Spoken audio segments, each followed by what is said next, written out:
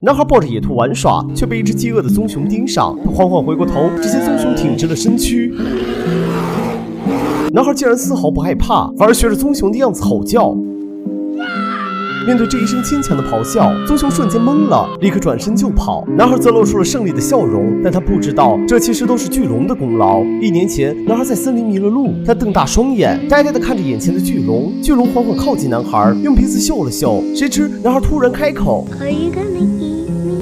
巨龙愣了一下，看着男孩可怜的模样，他轻轻伸出手。男孩犹豫地回过头，但身后没有母亲，只有茂密的丛林。他只好爬上巨龙的手心，小心翼翼地坐下，而巨龙也变得格外温柔。他双手捧着男孩，随即腾空而起。就这样，在巨龙的照顾下，男孩在森林中渐渐长大。他经常趴在巨龙的背上，和他一起在天空中遨游。他们穿过森林，跨过小溪，享受无拘无束的快乐。可好景不长，这天一支伐木队闯了进来，男孩悄悄躲在一旁，看着一棵棵参天大树被伐倒，他心中十分不忍，但是他又不敢上前阻止，因为在记忆里，森林就是他唯一的家，而毁掉家园的人类，甚至比棕熊还要可怕。就在此时，一个女孩突然出现，男孩吓得立刻逃走，女孩也好奇地跟了上去，眼看着就要追上，只见男孩3、2下就爬上了大树，女孩也尝试着向上爬，却一个不小心摔了下来。男孩急忙上前查看，这还是他第一次靠近和自己差不多大的同类。他抓起女孩的头发，好奇地不停摆弄。与此同时，女孩的父母也焦急赶来，看着女孩安然无恙，他们才稍微放下心。众人抬起头，将目光锁定了野人男孩。女警小心翼翼地靠近，轻声地和男孩打招呼。男孩再次逃跑，他想往树上爬，却被一把拽了下来。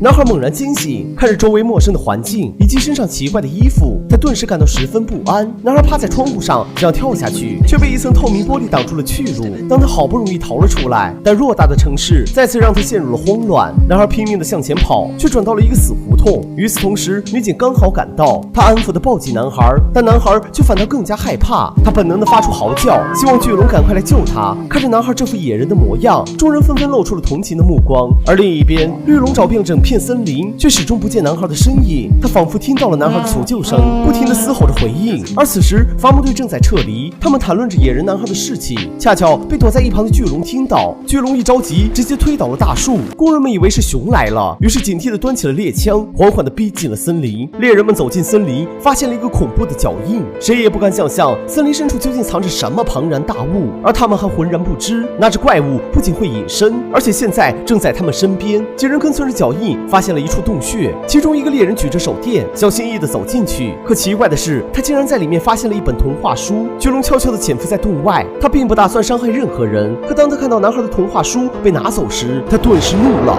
猎人们吓得撒腿就跑，立刻乘着车子逃进了森林。而巨龙在空中紧紧跟随，希望能找到男孩的下落。另一边，女警收养了野人男孩，并把他带回了家。她耐心地教导男孩刷牙，让他和同龄的女儿一起玩耍。一段时间的相处后，男孩渐渐回归了人类的本性，他不再慌乱地逃跑，反而窝在沙发里，认真地倾听父亲讲故事。男孩似乎理解了自己的存在，也渐渐适应了人类的生活。可这一幕却被辛苦赶来的巨龙看到，他发自内心地为男孩感到高兴，可这同时也代表着男孩不再需要他了。巨龙再三回过头，最终选择了默默离开。但其实，在男孩的心里，他每时每刻都在思念巨龙，甚至还画了一幅画像，跟母亲讲述了他和巨龙的温馨故事。母亲听完后十分惊讶，她相信男孩说的都是真的，于是急忙找到父亲。父亲以前是个木工，他翻出一张旧画册，那是他年轻时候在森林里亲眼所见。几天后，男孩实在思念巨龙，便在家人的陪同下再次回到了森林。他高兴地走进洞口，2分钟后，巨龙缓缓现身。虽然有了心理准备，但夫妻俩还是感到难以置信。女孩小心地伸出手，轻轻地抚摸巨龙的大鼻子，而巨龙也乖巧地低下头，温柔地表示接受。可就在这时，巨龙被一支麻醉剂射中，原来是那几个猎人，他们利欲熏心，想要活捉巨龙赚钱。巨龙顿时暴怒，可奈何体内的麻醉剂发作，被人类趁机套住了脖子。男孩见巨龙陷入危机，立刻举起木棍上前反击，但由于力气太小，3、2下就被猎人扛走了。他朝着巨龙大喊。巨龙顿时明白了，他使出浑身的力气，挣扎地爬上了树，紧接着腾空而起。但谁知刚飞到一半，就被麻醉剂抽走了全身的力气。下一秒，巨龙重重落到地面，他苦苦挣扎了几下，随即陷入了沉眠。巨龙咆哮着一跃而起，但下一秒他就被猎人狠狠拽了下来。由于麻醉剂发作，他苦苦挣扎了几下，就随即陷入了沉睡。猎人把他运到了一个大仓库，并喊来全村的人，想要举行收费展览。而此时，巨龙醒了过来，他使不出一点力气，只能痛苦地嘶吼。男孩听到后担心坏了，趁着猎人不注意，他偷偷爬上了楼顶，顺着梯子潜入了仓库。女孩轻轻地锁住大门，男孩则快速给巨龙松绑，解开束缚后，巨龙挣扎地站了起来，但麻药劲儿还没有过去，他依然没有力气起飞。就在此时，外头的猎人听见了动静，正在强行破门。可当他进来一看，巨龙已经消失不见。猎人愤恨地下令，一行人急忙追了出去，唯独女孩的母亲站在原地，她似乎察觉到了什么，顿时露出了安心的笑容。与此同时，隐身的巨龙缓缓显形，两个孩子也急忙找到外公。只见外公一脚油门，便带着巨龙冲出了仓库。猎人发现后，立刻开始追了上去。随着力量逐渐恢复，巨龙也在尝试着起飞。猎人急了，他将油门踩到底，直接拦在了大桥面前。外公慌忙的刹车，谁知刹车突然失灵。